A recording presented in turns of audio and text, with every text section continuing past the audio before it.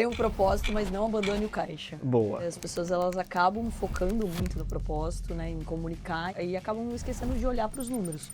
Isso acaba sendo mais comum aqui no Brasil, infelizmente, porque existem crenças a respeito de dinheiro, as pessoas não tiveram aula de educação financeira, então isso acaba sendo mais comum. E a maioria dos empreendedores, eles empreendem por necessidade, não por oportunidade.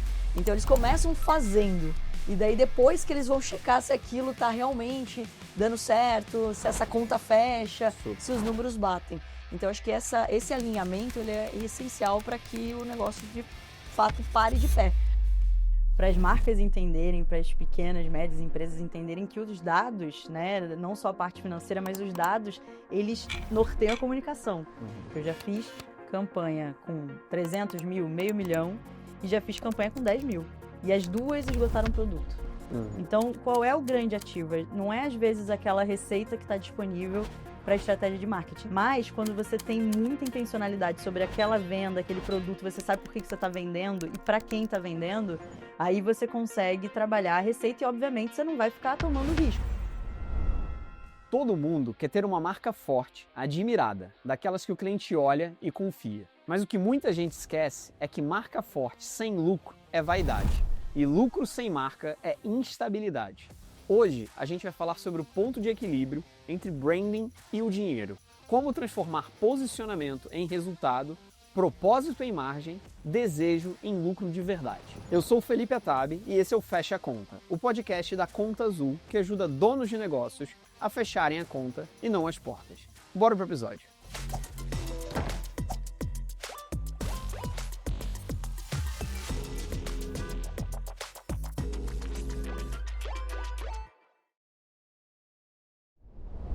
Eu tô com dois nomes de peso hoje.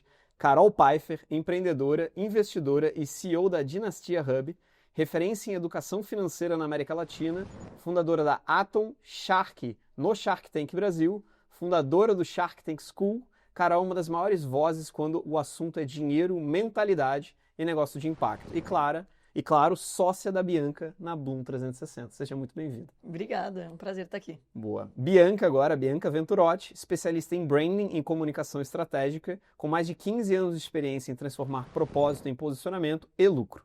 É sócia e CEO da Bloom 360 e já liderou a construção de marcas como a da Boca Rosa Company. Seja muito bem-vinda também. Prazer ter vocês aqui hoje. Como é de praxe, a gente vai fazer o merchan da Plaud, a nossa patrocinadora oficial do Fecha a Conta. Para quem ainda não utiliza o Plaud é uma ferramenta que usa inteligência artificial para gravar as nossas conversas e resumir de maneira incrível. Eu sempre falo e eu vou repetir, eu já fiz uma reunião de conselho de mais de 7 horas, esse negócio aqui resumiu em 3 páginas com todos os pontos em aberto, bonitinho. Se você que está nos escutando quiser receber o resumo do nosso podcast, você entra no arroba Conta Azul e bota no DM a palavra valor, que você vai receber o resumo do nosso podcast feito através da ferramenta do Plaud para você utilizar no dia a dia todo esse conhecimento que a gente vai ter aqui hoje. Para a gente abrir as discussões e começar a entender um pouquinho mais, eu vou ler uma primeira pergunta, tá?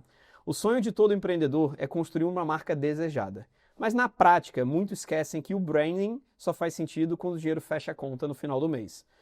Por que é tão comum ver empresas com um propósito forte, comunicação linda, mas o caixa é vazio? O que o dono da pequena e média empresa precisa entender para mudar todo esse comportamento?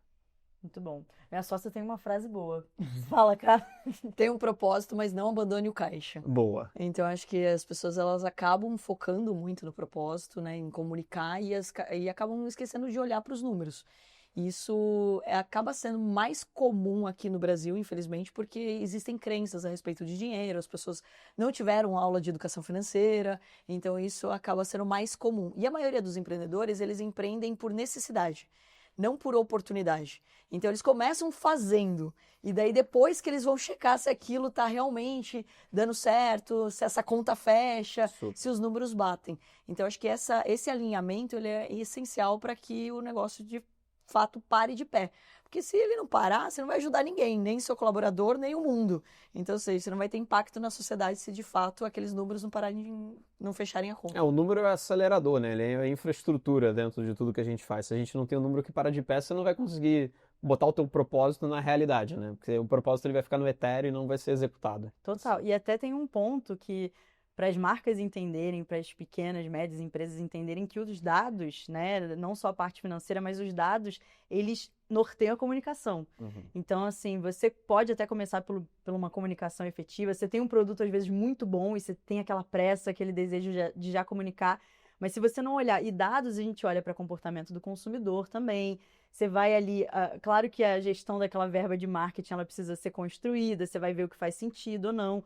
Mas isso é um norte, sem dúvida, muito importante. Então, a comunicação estratégica, ela não fala só da parte de comunicar, né, da parte jornalística da coisa, da parte de comunicação que não tem dados. A comunicação estratégica precisa de número para ter embasamento. Inclusive, você estudar o mercado também reflete muito isso. Quando você vê, às vezes, um dado muito relevante sobre o seu próprio produto ou nicho, isso daí vai dizer muita coisa para você desenhar uma comunicação. Então, acho que ele é ali um D0 importante para você começar a desenhar a estratégia de comunicação mesmo. Agora, eu acho que tem um ponto que vale a pena ser dito, que muitas vezes as pessoas acham que um negócio começa pelos números.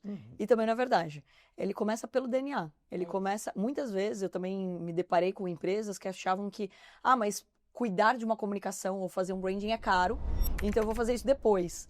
Mas fica mais caro ainda pelo fato de que você não tem uma clareza de qual é o seu posicionamento, então o seu cliente também fica confuso e você vai gastar mais até para você conquistar o cliente. Então, ou seja, você ter um posicionamento muito claro, você gera um engajamento muito maior, o que faz com que o lead, né, que o seu custo de aquisição seja menor também. Perfeito. Então, acho que tem um ponto que é chave aqui, um negócio, ele começa pelo DNA da empresa, pelo posicionamento, pela mensagem que você quer passar. Aí você desce para os números e daí você volta para a comunicação. Então, muitas vezes as pessoas acham que não. Ela também vai começar só pelos números. Beleza, eu vou comprar essa xícara aqui, essa caneca por R$10, eu vou vender por 50. Mas o que ela diz? Qual é a mensagem que ela passa? Se não passar nenhuma, você está brigando por preço também. Total. Então, ou seja, você vai ter mais trabalho, vai demorar mais, até para conquistar seu time você não vai conseguir. Porque ninguém vai querer trabalhar naquele lugar que não vê um propósito muito claro. Qual o diferencial do produto, né? Total. E é isso, você precisa saber qual é a história que você tem que contar com aquele produto, ou que você precisa contar. E aí o produto, às vezes, é muito bom, de fato, e aí você precisa contar por que ele funciona, né? Então, realmente, ele parte do DNA da comunicação e depois você olha os números. Mas quando você consegue ir trabalhando, acho que ali aos pouquinhos, e não precisa ser... Por exemplo, você vai falar em brand, às vezes um investimento num brand que ele é mais robusto, você precisa fazer logo e tal. Tá, beleza, talvez você não tenha a verba ali no começo, e aí você pode começar de outras maneiras, mas as pessoas precisam entender como que o produto funciona e para que ele serve. E aí você tem que ter uma comunicação ali. E aí, trabalhando, acho que em paralelo no que você puder ali de organizar os números, olhar para os números, às vezes você não tem todos esses dados, né, internamente. Você vai adquirindo conforme a empresa vai crescendo. Mas se você puder olhar, hoje está disponível para todo mundo. Você consegue pesquisar sobre dados de mercado. Então, acho que ter isso na cabeça e, em paralelo, casar isso com um propósito é muito importante. É super legal. Tem uma outra pessoa que já esteve aqui no podcast, que é o Antônio Napoli. Eu sou até sócio dele. Ele fala uma frase muito interessante sobre estratégia. Muita gente acha que cultura vem antes da estratégia, na maior parte das vezes. E uma pessoa que tem 30 anos de planejamento estratégico disse que, na verdade, estratégia vem antes da cultura. Porque primeiro você desenha o que você quer, o como você quer, todo o propósito, a construção de tudo que você quer, e depois você vê a melhor cultura para implementar aquilo da melhor maneira. No caso de branding, no caso de lucro e etc., essa Carol falou de maneira muito perfeita. Se você tem uma marca que é uma commodity, seja uma caneca ou qualquer outra coisa, a guerra de preço ela vai imperar. Então, automaticamente, provavelmente, você vai ter menos margem. Se você consegue construir uma diferenciação muito clara a partir de um propósito e a partir do branding, porque o branding não é só o logo em si, né? A construção de maneira intencional de tudo que você quer comunicar da marca, seja ela tangível ou intangível, isso vai reduzir o custo de aquisição de cliente. E reduzindo o custo de aquisição de cliente, a gente vai ter mais margem. Mas é difícil, assim, vamos, por exemplo, pegar um varejo alimentício, um supermercado. O supermercado tem margem líquida na média ali de 3% a 7%. Normalmente ela fatura muito, empresas muito grandes. Pegar a lista das top 30 varejistas do Brasil, todas elas faturam mais de 1 bilhão. É um segmento muito grande. Acho que são 650 bi o tamanho do mercado endereçável de varejo alimentício dentro do Brasil. E todas elas com uma margem líquida muito apertada. E muitas delas sem muito um posicionamento. A gente vê ali que é basicamente a promoção do dia ou o varejo que está competição por preço. Como é que constrói sem ter margem também? Como é que ter o branding sem necessariamente ter a margem para fazer isso? Aí eu acho que vai muito por exemplo, olhar para a comunidade. Quando você fala de cultura e estratégia, né, o que a cultura ela reflete, e aí você pode trabalhar muito esse ativo, né? Você começar a estudar o mercado e o consumidor. Perfeito. Então, assim, as grandes redes de supermercado, por exemplo, eles estão olhando para o consumidor final e a guerra entre eles por competição de preço é literalmente essa. Mas como que eles atraem esse consumidor para ele, por exemplo, preferir sempre naquele supermercado e não no outro? Né? Então, você vai ter que trabalhar um pouco ali senso de comunidade, mas ao mesmo tempo trabalhar um ativo muito forte que é esse comportamento. Região, então você conseguir estudar a região que a pessoa tá, o porquê que ela vai escolher o seu supermercado e não o outro.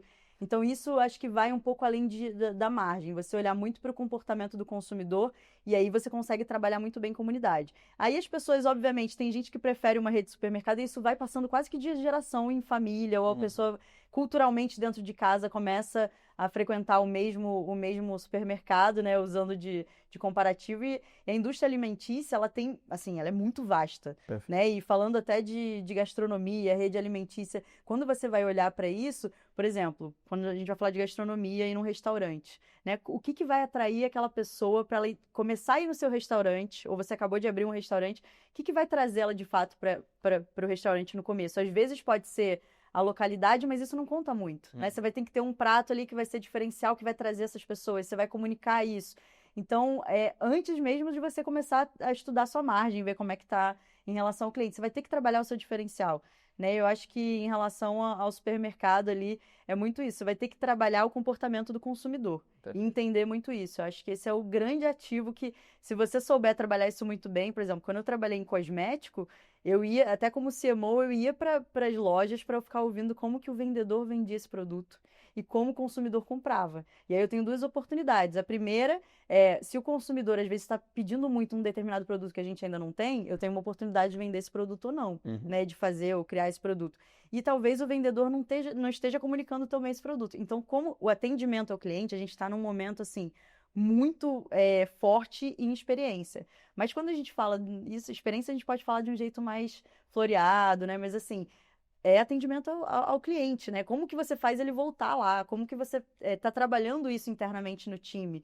E aí, isso esbarra na cultura, mas ele esbarra muito na estratégia. Como que o vendedor do supermercado está ali atendendo, como ele está sendo atendido, como é a disposição de produto, isso tudo conta muito. Para mim, a melhor forma, acho que, da construção de experiência para um mundo tangível de pequenas e médias empresas é o Zé da padaria. Total. É o dono da padaria que está na porta da padaria, que sabe teu nome, que sabe que você gosta de café pingado ou não, que vai estar ali com pão de queijo. Então, assim, a gente tem o etéreo, né, de construção de marca e todo o restante, e tem a realidade que grandes empresas conseguem fazer e as pequenas e médias empresas também conseguem fazer. A realidade da construção da comunidade, acho que a palavra que você trouxe ela é muito legal, porque grande parte dos negócios, sejam pequenos e médios ou grandes, são construídos marca através da comunidade. Perfeito. Pode ser uma microcomunidade do Zé da Padaria, que mora ali em volta e que sabe o nome das pessoas, ou até dentro de um supermercado que você tenha sempre uma caixa ali específica que já conhece, que já tem toda a dinâmica. Então, essa construção de comunidade é algo muito impressionante, a força da comunidade. E eu acho que as redes sociais, você tem negócios de economia real e negócios de economia digital. O digital, ele só alastrou essa potência da comunidade, porque não é mais no raio que você está ali atingindo, mas agora ele não existe mais o raio, né? Viral, né? Você consegue ter um potencial de viralização muito grande. Mas eu acho que tem um ponto a ser colocado também, quando a gente fala da comunidade, que eu acho que ela ainda é mal explorada no sentido, você deu o exemplo do Zé da Padaria, a gente estava falando de supermercado aqui. O supermercado mesmo, ele ainda é uma experiência que pode ser muito melhorada. Sim. E que ele usa ainda muito mal os dados, se você for ver. Então, ou seja, os grandes grupos até de supermercado que estão descolando, eles entenderam que eles também precisavam fazer outras aquisições e eles poderiam utilizar isso melhor, ou seja, ter outras empresas, outros serviços também para aquele cliente. Então, eu gosto de comprar em tal supermercado, sei lá, se eu gosto de ir no Pão de Açúcar ou no Carrefour. Então, ou seja, o que mais ele pode me proporcionar? Então, você pode ser uma indicação de um curso, pode ser um filme, um cinema, e você transformar isso num grande marketplace. Que até a questão da padaria mesmo. Então, ou seja, olha quantas pessoas já gostam de você.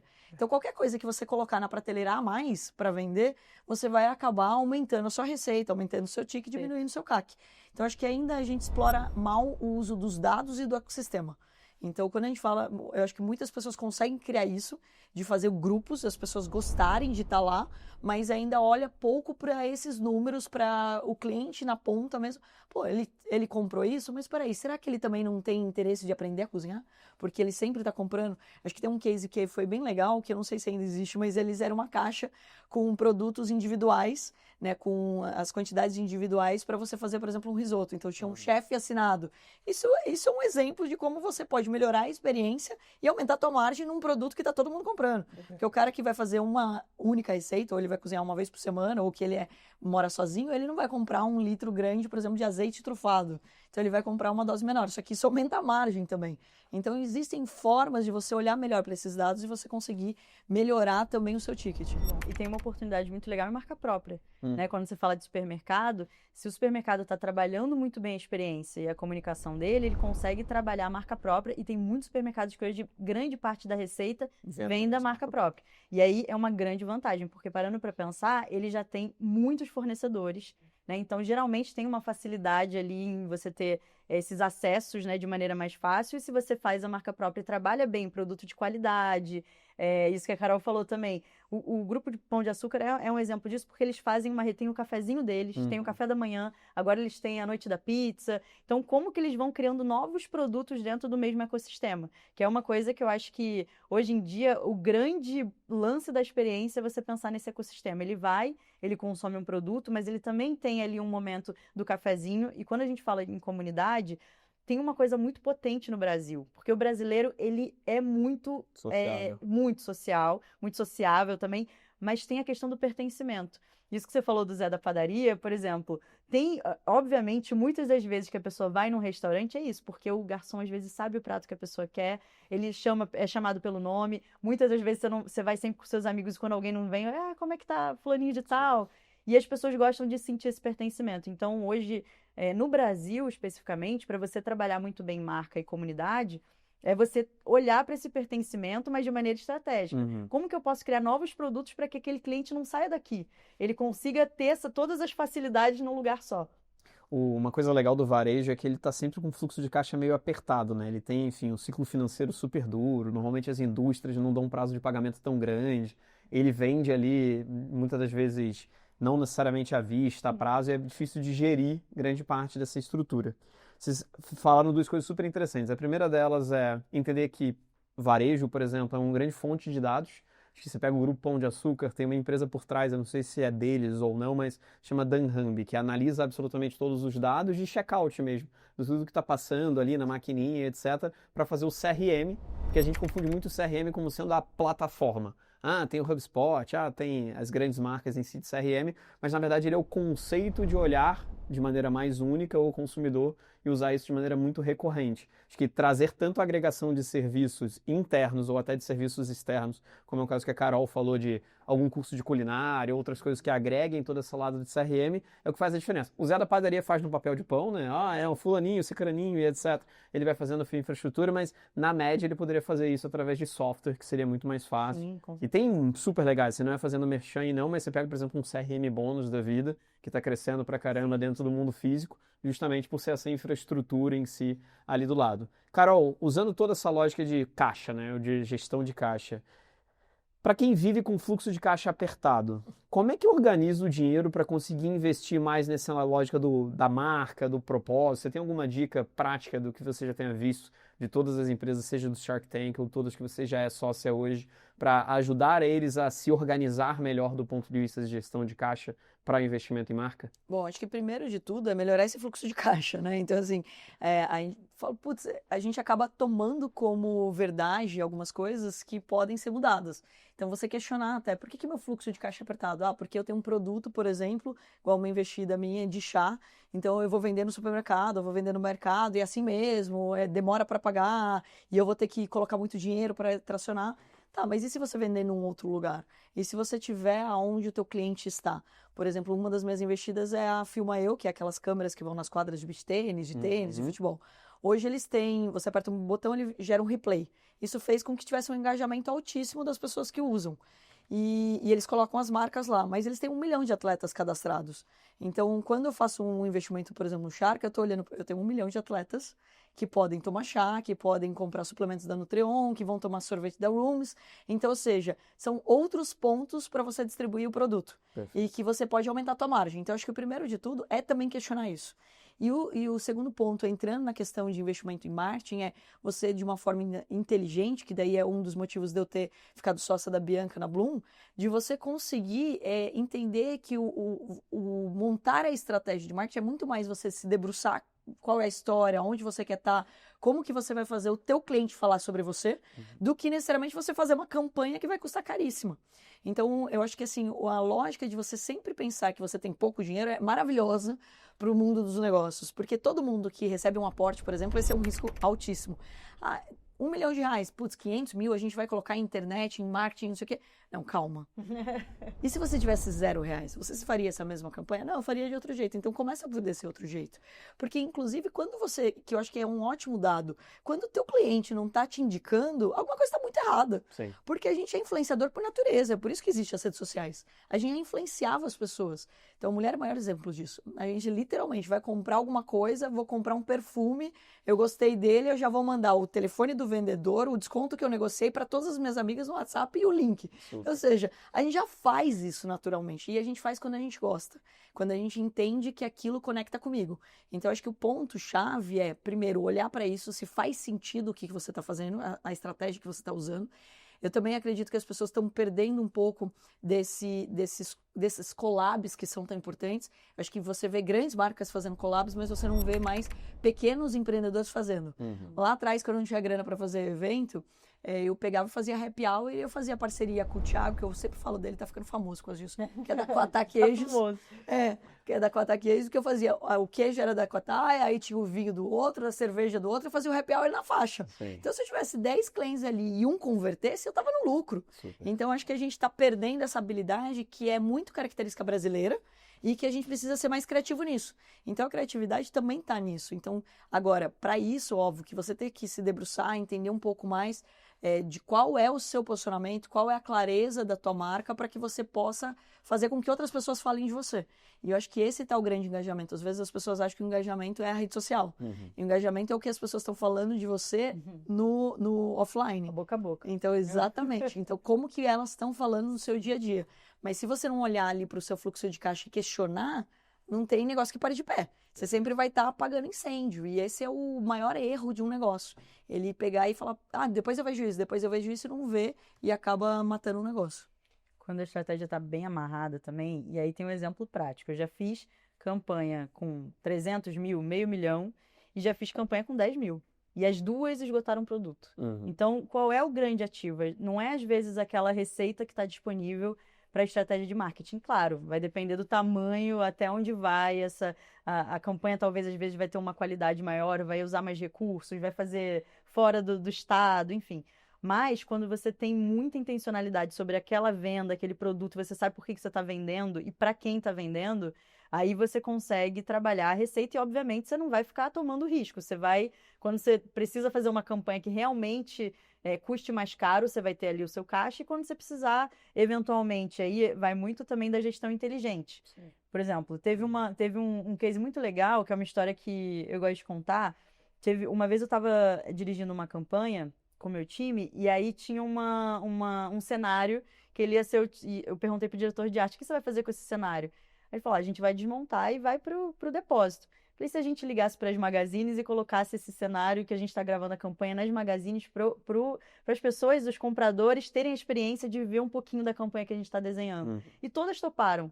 E foi um telefonema, e isso custou na época R$0, assim. E aí, óbvio, a gente trabalhou a comunicação e tal, mas tem como você fazer grandes experiências otimizando o recurso. Então, aproveitar os recursos também que as empresas, as marcas já têm disponíveis, né? E aí é isso, você trabalha muito bem a comunidade. O senso de comunidade, ele não é o lado lúdico da coisa, ele é literalmente estratégico. Você realmente saber, eu sei que se a gente colocar esse cenário numa grande magazine, a gente na época botou na C&A, na Renner, na Riachuelo, todas.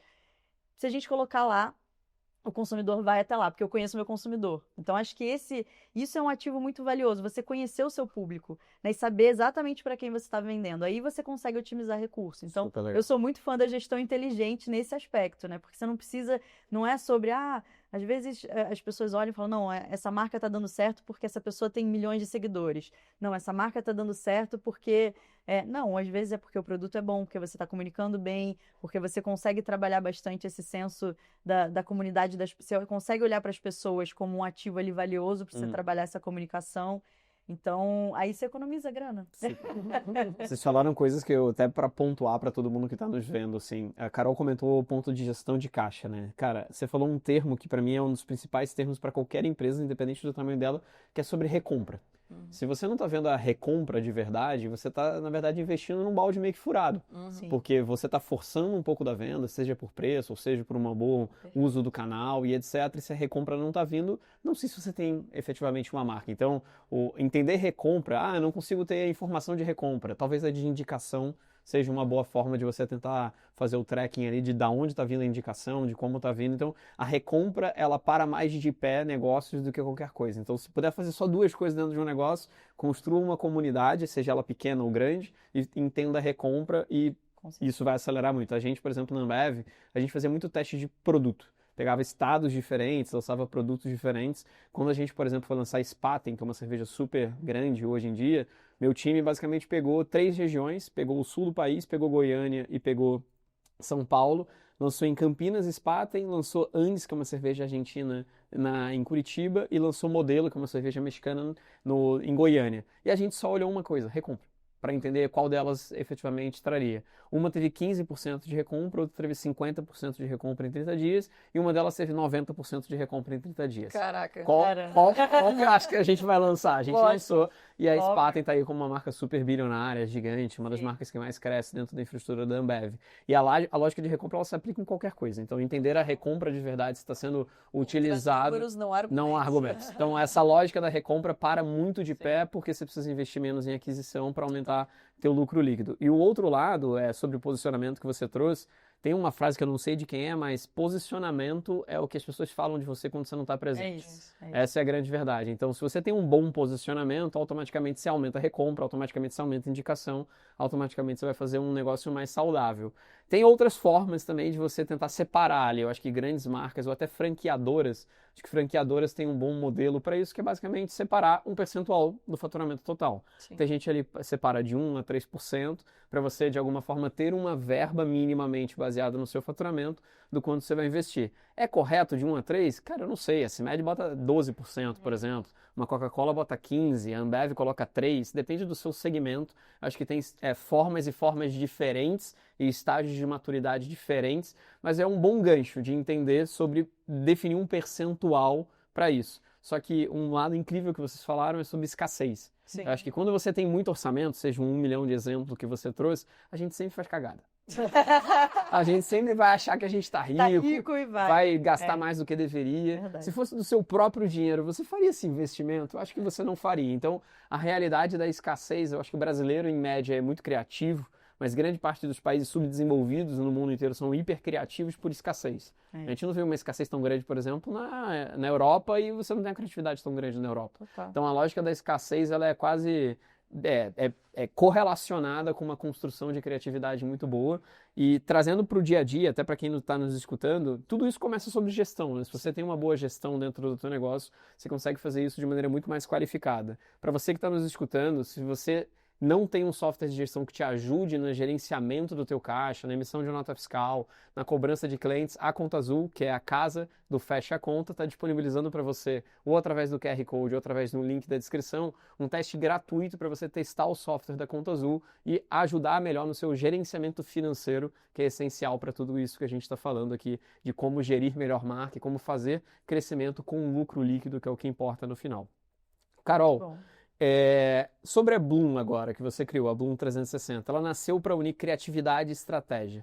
O que você aprendeu de ponto de virada de marca bonita, marca lucrativa, os projetos que você já fez? O que você pode falar mais da Bloom e dar dica para as pessoas que estão nos escutando? Perfeito.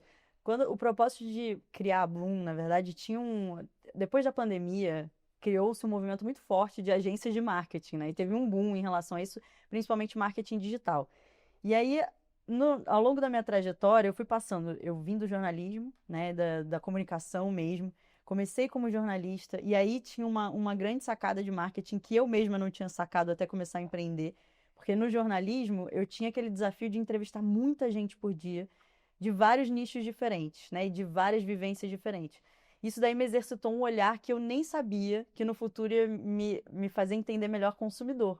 Porque o consumidor, você pode às vezes estar mirando num determinado consumidor e algum outro vai se interessar pelo seu produto, você tem que saber também conversar com ele para você não perder essa pessoa. E aí, depois passei por mercado digital, fui para a Webidia. Na época, as lives estavam chegando no Brasil, que é uma coisa... E é super recente, tem menos de 10 anos isso. Então, a Webidia era uma empresa francesa que investiu bastante no Brasil e começou a fazer gestão de canal digital. E aí, nessa época, eu fui para lá, fui editora de música, editora de cultura, virei apresentadora, fui fazendo... E aí, um dos projetos que eu acho que me ensinou muito nessa parte, e tem muito reflexo na Bloom, foi que uma vez eu precisava cuidar eu fui chamada para ser repórter de um canal que falava muito sobre fofoca de artista. E eu não tinha muito interesse em ir para essa vertente. E eu fiquei quebrando a minha cabeça. Eu falei, caramba, como que os artistas hoje se relacionam com essa marca? E eu já tinha trabalhado muito em veículo de cultura, então eu tinha proximidade com esse nicho. E aí eu falei, olha, talvez o caminho seja eu ser muito honesta e falar com o pessoal que queria me contratar, que não era um interesse meu escrever sobre essa galera, mas eu queria trazer essa galera para dentro por posicionamento e melhorar o posicionamento do veículo. Falei, ó, vamos aproveitar que a gente tem um equipamento de live e vamos trazer essa galera para dentro para falar dos lançamentos, para falar dos produtos que elas têm também, porque todo artista tá lançando um filme ou uma peça, e a gente conseguiu trazer essa galera para dentro, e isso melhorou muito o posicionamento do veículo, e a gente conseguiu fazer melhores conexões, atrair mais marcas. Então isso começou a virar uma lógica. Aí eu vi um negócio aí, uma oportunidade. Depois disso, eu saí lá da Webidia, fui trabalhar com televisão. Então, fui passando por vários tipos de comunicação, né? Vários veículos. E aí, fui para televisão, fui chamada para fazer a premiação da MTV. E, na época, a MTV tinha tinha reality, tinha programa de TV, tinha premiação. E aí, a gente olhava estrategicamente quem vai apresentar tal coisa. Por quê? Tem um case com a Ambev, muito legal. Porque a gente, na época, ficava no mesmo prédio. E aí, eu sempre era chamada pelo time da Ambev para provar algum produto diferente. E aí, numa dessas, assim, era sempre com o time de inovação, a gente ficava provando algum produto. E aí eu olhei e falei, cara, todo dia tem artista lá no nosso estúdio. Todos eles vão para alguma entrevista e eles sempre pedem alguma coisa para beber. E a gente sempre dá. Por que a gente não coloca uma geladeira da Ambev lá em cima para eles provarem os produtos que estão chegando na Ambev? A gente dá feedback para eles e, consequentemente, a gente tem aqui as bebidas para o time também, para o time melhorar um pouco a performance, relaxar durante o final de semana. Deu certo. Que legal. E aí, até, por exemplo, o próprio time começou a consumir mais cerveja artesanal, porque começou a conhecer. Então, eu comecei a olhar muito para essas lógicas. Então, como o posicionamento ele era um grande ativo para negócio, né? Como a gente atraía mais marcas, como a gente conseguia trazer mais tração e velocidade também para o que a gente queria comunicar. E aí, a lógica da Bloom, na época da pandemia, ele veio muito do que eu fazia com o meu time quando eu era CMO. Quando eu tinha um projeto, eu sentava com o meu time inteiro na segunda-feira e era uma pessoa de cada núcleo, uma de produção, outra de financeiro, outra de marketing e falava, gente, a estratégia do mês é essa daqui. E a gente vai trabalhar isso e isso, isso. Alguém tem algum ponto? Então, cada pessoa levantava um ponto e cada pessoa representava uma parte muito importante. Se o marketing está olhando só para o marketing, a gente não vai conseguir fazer o resto do time olhar para o todo. Então, o que no final das contas isso significa? Acaba virando um 360. Você precisa, a comunicação, para ela ser efetiva e virar negócio, você tem que olhar para os grandes pilares e ter os pilares estratégicos para fazer isso acontecer. Por exemplo, eu não posso fazer uma campanha que eu vou quebrar o caixa da empresa e o financeiro vai querer matar o marketing, por isso que vive essa guerra entre financeiro e marketing. Tem que jogar junto. Então, a Bloom, ela vem depois da pandemia, que esse mercado de marketing ficou muito latente, de agências, né? Principalmente, eu falei, cara, eu acho que o diferencial, e pelo menos de onde eu venho, é comunicação.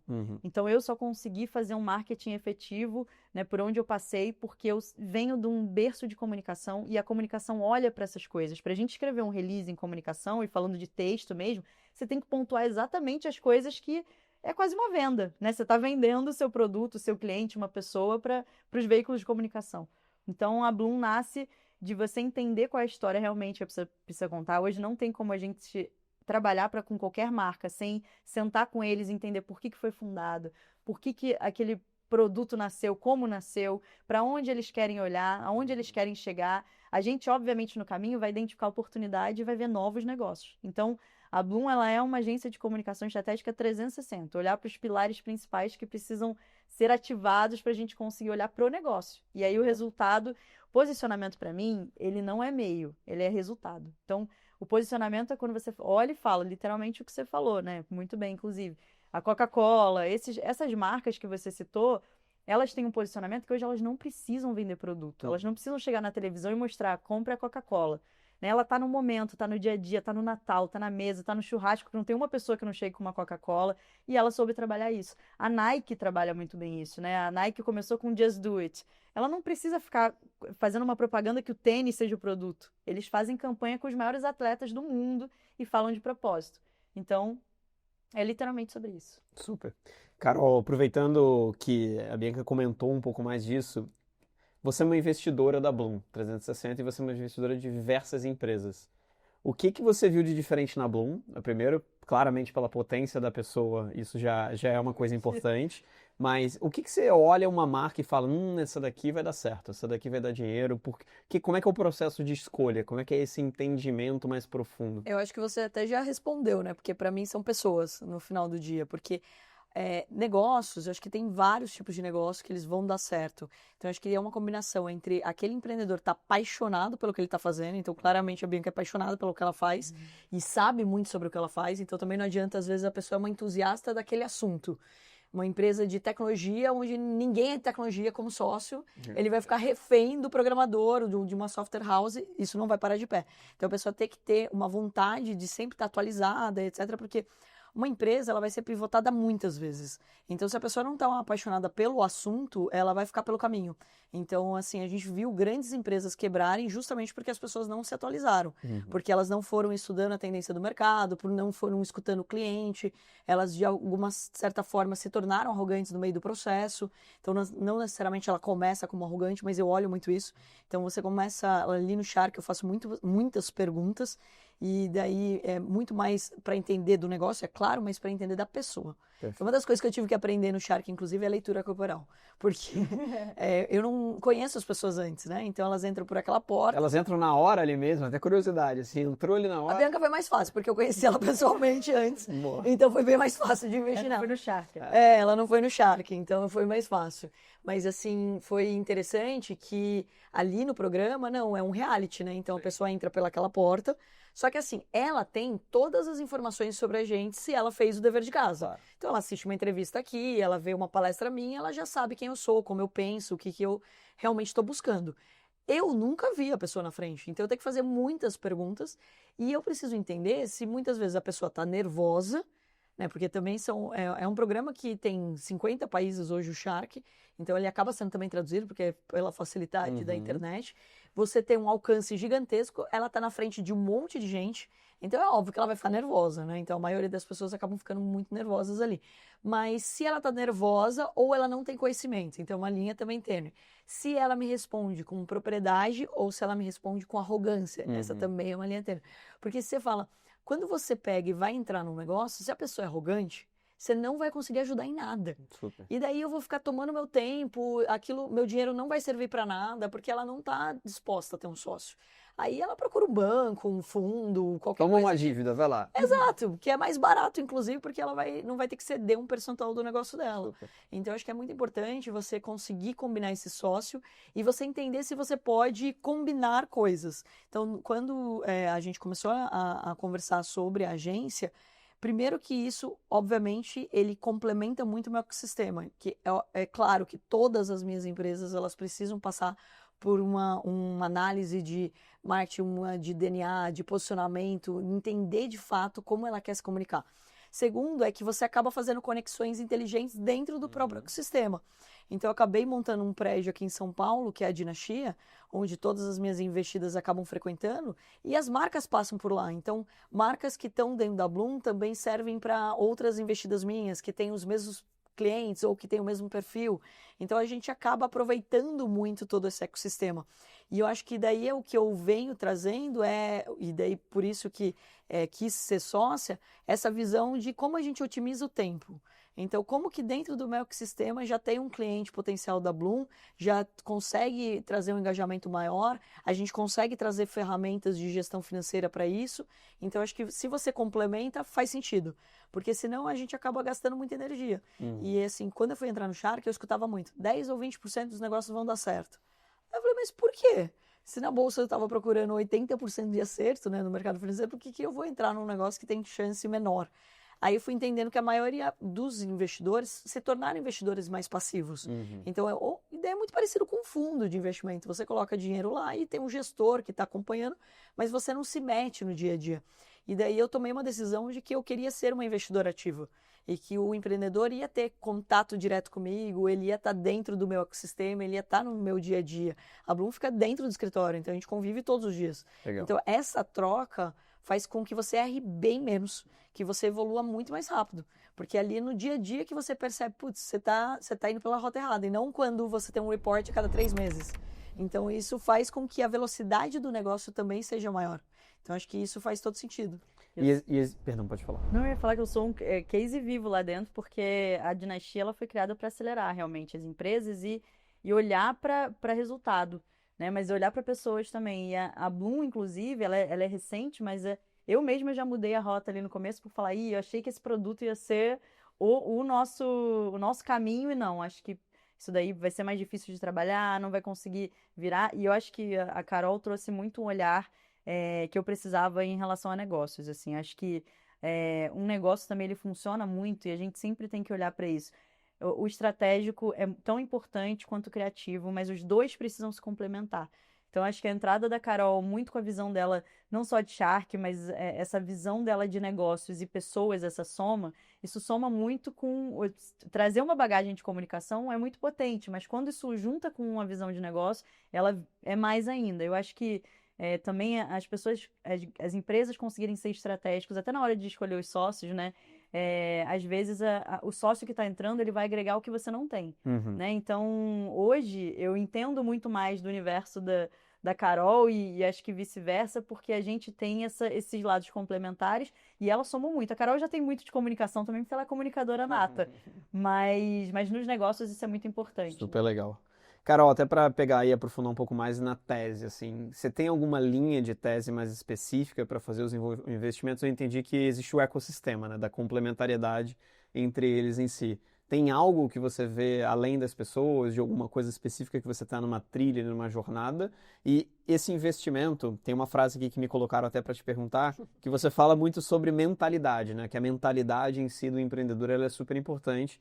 E isso destrava muitas coisas depois que essa mentalidade, seja de negócio, como você fez com a Bianca, ou com outras pessoas, isso ajuda a pessoas a se desenvolver ela e o negócio ao mesmo tempo. Me explica um pouco mais dessa lógica de mentalidade e da tese de investimento por trás do que você está fazendo na dinastia também. Perfeito. Eu acho que é até curioso, né? Porque a galera olha o Shark e eu faço tantos negócios lá e de segmentos e setores tão diferentes que eu acho que o pessoal sempre fica muito curioso se tem uma tese por trás ou se aquilo está de uma forma aleatória, mas existe.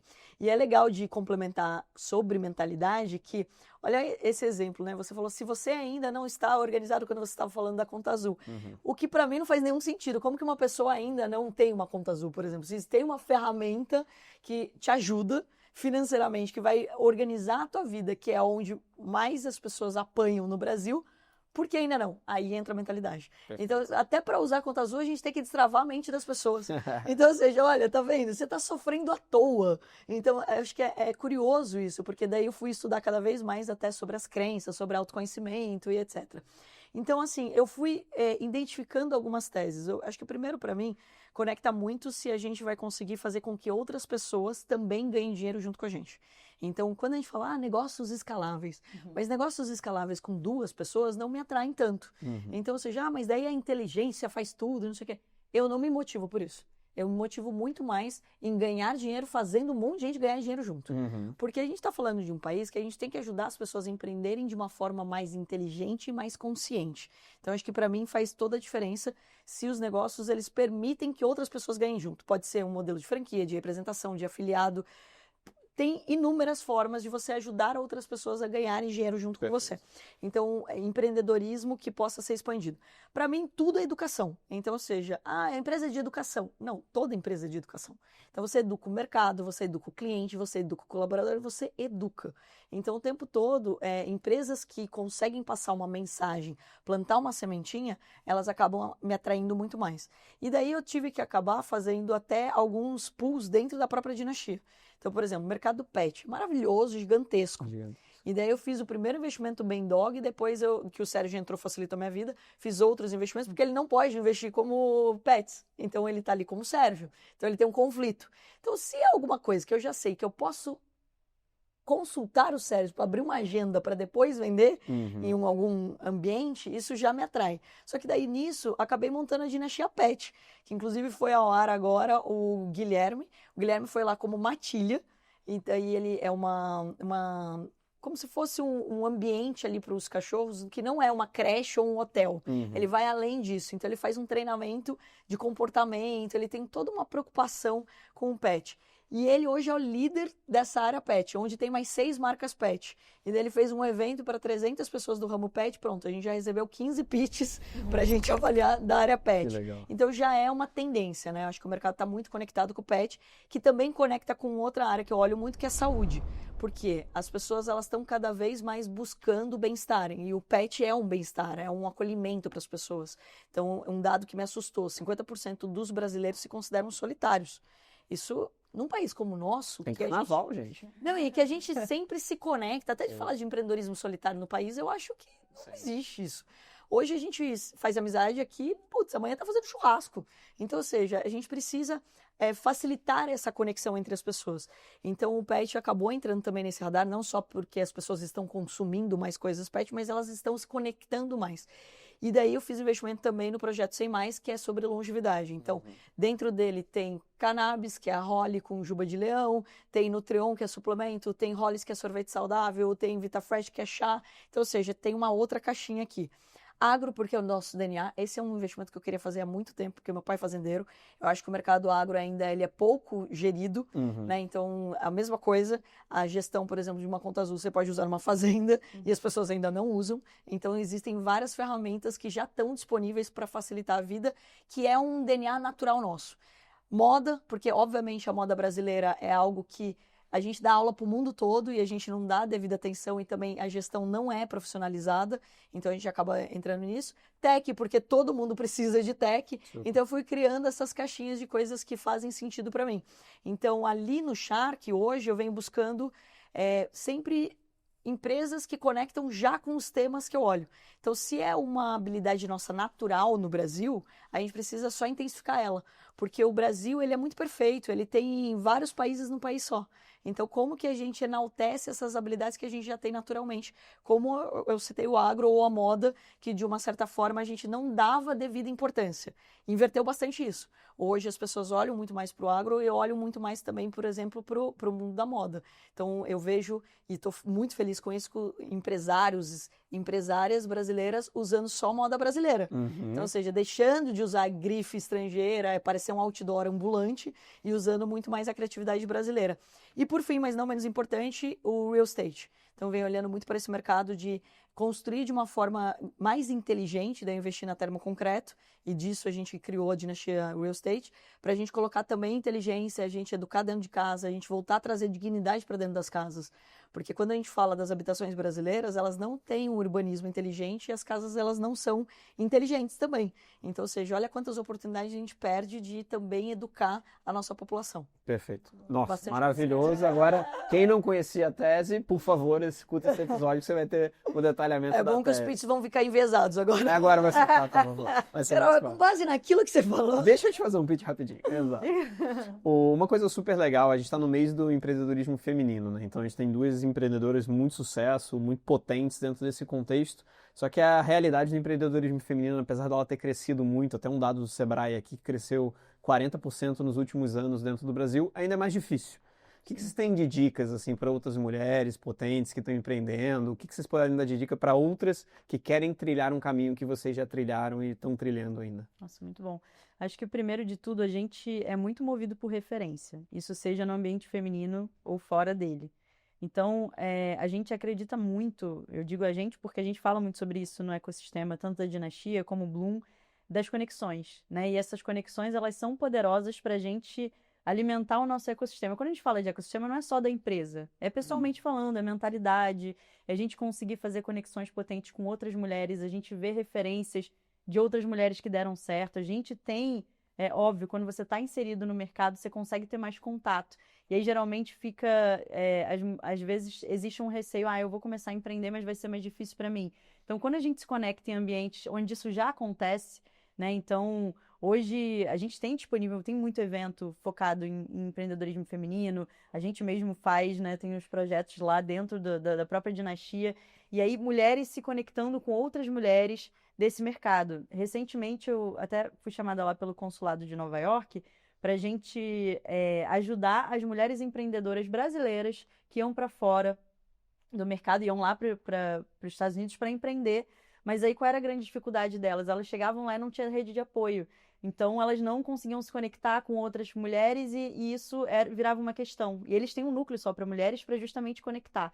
Então eu acho que o grande desafio é a gente fazer essa conversa se normalizar um pouco mais, a gente falar de negócios no ambiente feminino, porque assim, gente, uma coisa que eu acho que certeira, mulher tem um olhar muito estratégico, né? Eu acho que dentro das empresas a gente vê a diferença que faz quando as líderes mulheres, elas entram num negócio, né? Ela consegue olhar para uma gestão realmente 360, a visão do todo, ela é uma característica feminina muito forte.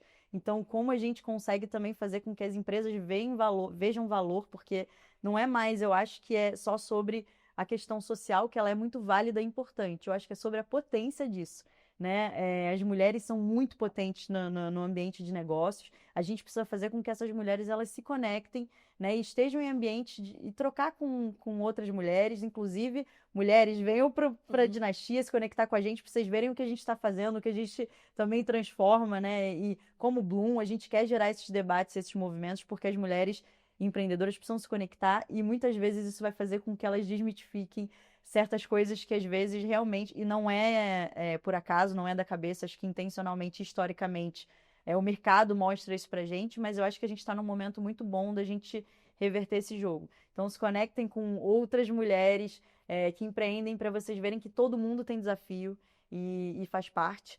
Mas a gente consegue fazer a diferença, a gente consegue gerar grandes movimentos. Super legal. Algum ponto? E daí eu acho que só complementando, a gente tem um movimento que chama Independência Feminina, né? Lá atrás eu começava a observar que quando eu dava palestra sobre o mercado financeiro, tinha mais homens do que mulheres e elas ficavam meio constrangidas em perguntar. Malemar sabem que as perguntas dos homens e das mulheres são iguais, porque hoje no Brasil pouca gente investe ainda, mesmo 20 anos depois falando sobre isso. Então, aí eu criei lá atrás o Clube da Luzinha. Depois a gente fez esse movimento que chama Independência Feminina, que ele começa pela independência financeira. Porque, assim, muitos casos, e isso me assusta ainda, que 37% até de relacionamentos abusivos não terminam, porque as mulheres têm medo de lidar com dinheiro. Não é que elas não ganham dinheiro, têm medo de lidar com dinheiro. Então a gente precisa mudar essa realidade, a gente precisa sim ter uma independência financeira, porque ela liberta todas as outras independências. Então muitas vezes a gente escuta, putz, eu não consigo empreender, ou meu chefe não me valoriza, ou a minha empresa não me valoriza. Então você tem o direito de mudar de ambiente, mas para isso você precisa ter uma saúde financeira, porque ninguém é obrigado a ficar onde não é acolhedor para ela. Então, acho que esse é o primeiro ponto. Quando a gente resgata isso, a gente começa a fazer escolhas e automaticamente a gente educa o mercado. Porque quando você não aceita aquela situação, olha, não, eu não aceito isso. Então, tipo, eu vou fazer um caixa, eu vou montar um plano e eu vou sair desse lugar que eu tô, desse ambiente que eu tô. Isso faz toda a diferença, porque você automaticamente passou uma mensagem. Então, acho que a gente precisa cada vez normalizar esse papo para que mais mulheres entendam que elas são capazes e que está literalmente nas próprias mãos mudar a rota delas. Volta o ponto da mentalidade. Que você Exatamente, porque e daí entra um ponto que assim por muitos anos, né, a gente teve esse tipo de educação, que a mulher estava nos bastidores, etc., e que até desmerecendo. E eu acho que esse ambiente também precisa ser ressaltado até dentro de grupos de empreendedorismo feminino. Muitas vezes as mulheres falam, a gente apoia mulheres, etc., mas ainda faz críticas, ou faz mensagens a outras mulheres que não é bacana. Então, poxa, tenta sempre levar para um outro lado. Putz, você não gostou daquilo, ou tem alguma coisa que você pode ajudar ela, passa uma mensagem positiva. Olha, você está fazendo tal coisa, isso não é legal para tua imagem, ou não é legal para o teu posicionamento, ou já fiz isso, deu errado, então por que você não faz? Então, o jeito como você faz, ela faz toda a diferença, né? Ainda brinco que eu ainda vou lançar esse curso de como se comunicar no WhatsApp. Mas, começa por aí. Mas assim, eu acho que só reforçando, a mulher, eu acho que ela tem uma característica que é complementar, eu acho que esse também não é excluir, né, o lado masculino, mas é assim, a mulher ela é mais acolhedora por natureza, até por ser mãe, né, então a mãe ela é psicóloga, ela é acolhedora, isso já é do DNA da mulher, então se a gente sabe utilizar isso muito bem no mundo dos negócios, faz toda a diferença. Dificilmente você vê numa reunião um homem tão sensível se uma pessoa do outro lado está mal. Agora, isso já é um bate-pronto de uma mulher. Então, ela sente a distância que aquela pessoa não está bem naquele dia. Isso faz toda a diferença para qualquer pessoa, porque todo mundo quer se sentir acolhido. Super. Então, usar isso a favor dela abre portas. Então, acho que, para mim, acho que acaba sendo esse movimento um pouco mais leve. Muito legal, incrível. Indo para a parte final agora do nosso bate-papo e resumindo um pouco do bonito é lucrar, como fazer sua marca dar resultado de verdade. Mais perguntas e respostas rápidas agora. Um erro clássico que um pequeno e médio empreendedor comete com o dinheiro. Com o dinheiro, não olhar para o dinheiro, não olhar para os números, não organiza. Daí é óbvio que não dá certo, né? Então, assim, vamos reforçar aqui, Conta Azul tá aí, gente. Destrava a mente. Muito bom. Um erro clássico que o pequeno e médio empreendedor comete com marca. Com marca, não olhar para o consumidor final, não olhar para o consumidor, na verdade, no geral, né? Um pequeno investimento que dá um grande retorno. Engajamento. Se o seu cliente gosta de você, com certeza ele vai divulgar para todo mundo e daí é o melhor resultado que você pode ter. Engajamento orgânico. Vale a pena dizer. Exatamente. Parte final agora, se vocês pudessem indicar uma pessoa que pudesse estar comigo aqui num próximo episódio do Fecha Conta, trocando ideia e trazendo muita informação para pequeno e médio empreendedor, quem seria essa pessoa que vocês indicariam? Olha, tenho muitas aqui, mas desde que eu cheguei aqui eu só penso no Sérgio por causa... O Sérgio da PES é a pessoa que mais fala que essa conta não fecha. É verdade. Então... Eu vi ele fazendo uma conta, a pessoa falou que dava 180% de margem de lucro. Aí ele falou, não tem como dar 180% de margem de lucro. Deixa eu te ensinar a conta aqui, peraí. Vem cá. Não, e pior foi um que falou assim, eu não confio nesses números. Ele falou, pô, como assim? E é muito legal de gravar com ele, né, e estar no dia a dia com o Sérgio, porque ele realmente faz conta de cabeça. Então ele, desde pequeno, foi acostumado na matemática. E daí entra um ponto bem legal de falar aqui. Eu acho que a gente tem que fazer essas pazes, né? Ele tem até um instituto disso, a gente já se conectou algumas vezes, joga xadrez, então acho que isso ativa o raciocínio. E, gente, levando em consideração longevidade, as ferramentas estão aí para fazer conta, mas o fato de você não fazer mais conta, piora. Você vai ficando, né, com problemas de cabeça. Então, ou seja, é muito importante falar disso. Agora, se você trouxer o Simon Sinek pro Brasil, eu vou amar também. Ah, maravilhoso, maravilhoso. Tem umas mulheres incríveis também. Magali, que ela é CEO da Espaço Laser, ela inclusive dá uma aula de como você conseguir aumentar o faturamento da empresa, gestão. Rachel Maia também, que é uma super mulher potente, que esteve à frente de grandes marcas aí, trazendo um olhar não só de diversidade, como uma mulher à frente desse negócio, já esteve à frente da Pandora, representou muito bem, inclusive o Brasil internacionalmente, então acho que trazer uma galera nesse sentido. A Carla da CIMED acho que também está fazendo um trabalho, falando agora que a gente está no mês da... E, gente, mulher, ó, tem a Luísa Trajano, que essa também vai... A Trajano é maravilhosa. A Luísa termina as palavras dela falando assim, vamos fazer um acordo? Ninguém mais fala mal do Brasil aqui. É isso. Eu acho que esse acordo aqui a gente precisa deixar registrado. Acho que todo mundo que estiver falando, inclusive, bem do Brasil, no sentido da gente falar do Brasil como potência, a gente tem feito esse movimento muito forte agora, como Dinastia, como Bloom. A gente tem um festival que a gente está trabalhando para o ano que vem, que ele fala sobre a criatividade brasileira. Então, o que a gente chama de gambiarra, que é literalmente o jeitinho que muitos empreendedores acabam dando para conseguir se virar em campanha, em resultado e tudo. A gente desmitificar essas palavras e trazer isso para um viés de negócio, viés de potência. O Brasil é uma potência criativa gigantesca. Então, todo mundo que estiver falando de potência criativa no Brasil, acho que Legal. vale a pena trazer para Olha, cá. eu posso te indicar 112 números, Por favor. que são as pessoas que eu investi de verdade. Você pode entrevistar elas para perguntar se eu sou de verdade, inclusive. Muito bom. Sabe que todo mundo pergunta para elas agora, mas a Carol colocou dinheiro de verdade? Ela investe de verdade? É verdade. Aí eu montei o prédio, eu faço todo mundo ir lá. Inclusive, a gente faz a sessão pipoca e tal lá, para assistir o episódio do Shark e para as pessoas conhecerem as investidas, né? Claro. Estão convidados, Legal. inclusive. Por favor. É verdade. E eu queria fazer aqui uma propaganda orgânica, porque estamos usando Conta Azul também na Bloom, é real.